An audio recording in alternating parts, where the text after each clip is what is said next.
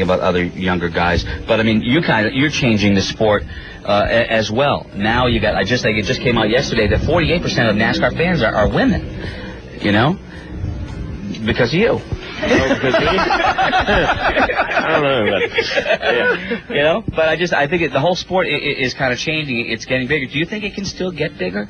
NASCAR was. Oh yeah, man. I mean, we got a lot of new markets that we haven't even been to yet. A lot of race fans haven't seen races because we don't have a racetrack in their state or.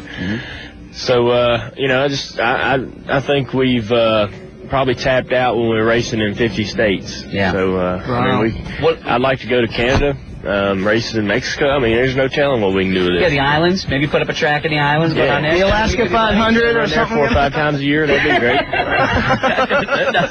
Hey, welcome to New Hampshire, by the way. Yeah. No island, but you know, it's all right. What about the schedule? I mean, the schedule now. You're on a 20-week run where you literally don't have a whole lot of time off. I mean, does that get to you? Well, it just depends. I mean, you really got to.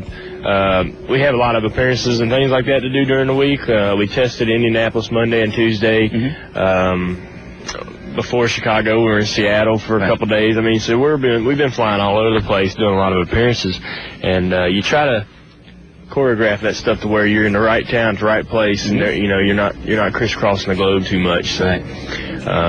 It's fun. You gotta, it is what you make of it. Yeah. And if you go in with an attitude that you're not going to enjoy yourself and you're too busy and you're not having fun, then that's what you're going to get out of it. So did you really take you have an 8-car in your garage? No, we were thinking either about getting an 8-car and putting it in the garage or filling up the refrigerator full of beer. And just like there's rumors one that you Gatorade up on the top shelf. Yeah, here you go. There's rumors that you took it out to just go get beer. Oh, well, I mean, I can't drive down the road. Well, that's what I thought. I suppose I could. You know what? I think that you're kind of crazy. And I think he's crazy.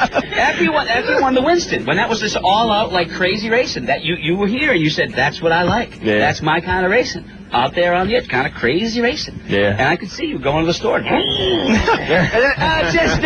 go and get some beer now. Yeah, we don't know what to believe because Andy is also sponsored by Budweiser. If you're going to have a sponsor, gotta be Budweiser. Definitely the one. But when I watched Cribs, I think everybody watched Cribs, and of course you've been a Rolling Stone and People and everything. It would weird me out to let a camera inside my house like that. Did that ever now? Yeah, I mean now. That's like one of the downsides of one of the little, just a little something that makes you a little uncomfortable. But they do a good job with it, and you wouldn't believe like how big the camera makes the house look. Yeah. And I mean, it's like they put a panoramic lens on it or something because I saw it on there. I was like, whoa, oh well, that's mine. Damn, I live in a mansion. Hey, don't try and sell me that it's like my house, because it ain't.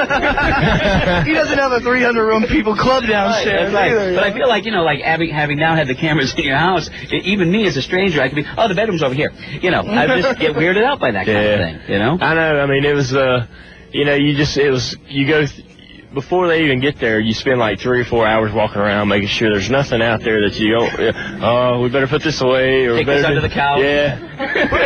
So so you get nervous about it. Put that empty under the cushion, stuff like that. Yeah. Normal guy stuff. Yeah, absolutely. How does a guy that's born and raised in stock car racing become such an avid boxing fan?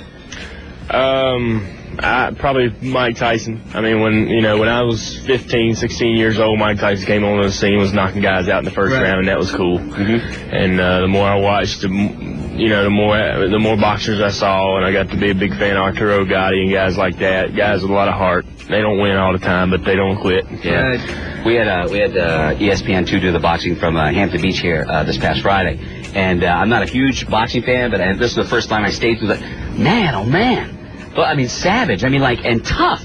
Beat the crap in 10 rounds. It's like, man, and I was literally excited to be there. It draws you right in, much like auto racing. Yeah. I didn't like auto racing until I came to a race, and then it was like, now it's one of the only sports I really care about. The crowds just keep getting bigger and bigger, and it keeps getting bigger and bigger as a sport as well. So that's cool. Yeah. What are you listening to? Because I know you're a rock fan. What's the latest you bought, or what do you got in the car? Yesterday I got the new Stone Temple Pilots CD. Yeah. That Days of the Week song's pretty good. Shangri-La Da. Yep. And the new Blink 182 CD is pretty funny.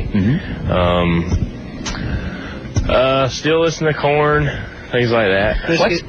What's the one you don't want your buddies to see that you have? Because we all got one, brother. You know, a CD that like hide that. I don't want my buddies to see that I got that.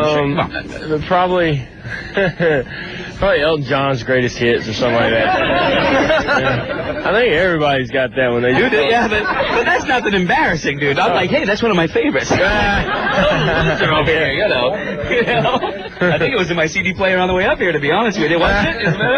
It was a live album. It was new. I don't know. I just thought everybody had one that they were kind of embarrassed to admit. You play drums, probably. I don't know, not all that often anymore. Not that often anymore. I still got my set, but it's been put up for about a year now. We're doing a show on Sunday. If you want to hang out after the race, after you win, you can fly on over to Manchester. We've got Slipknot, Mudvayne, Disturbed, Linkin Park, and Roadkill's band. He's going to open up the show. Cool. So, pretty heavy. You're more than welcome, so I'm sure, because it's going to be a tough day. You can just end it on a happy note. Yeah. Go on down and... Nothing like a band that throws feces into the crowd. I love that. I love that. What are your days, given that the schedule's so tough, and I know that every minute of the day for a NASCAR driver, any NASCAR driver, let alone Dale Earnhardt Jr., is scheduled in. I mean, like, out of the bed, you're here, no breakfast, boom, and right till you go to bed, it's planned. Yeah. What time do you have to yourselves? Oh, man, I mean, you just... Wednesday was my day to do whatever I wanted to do. Right. And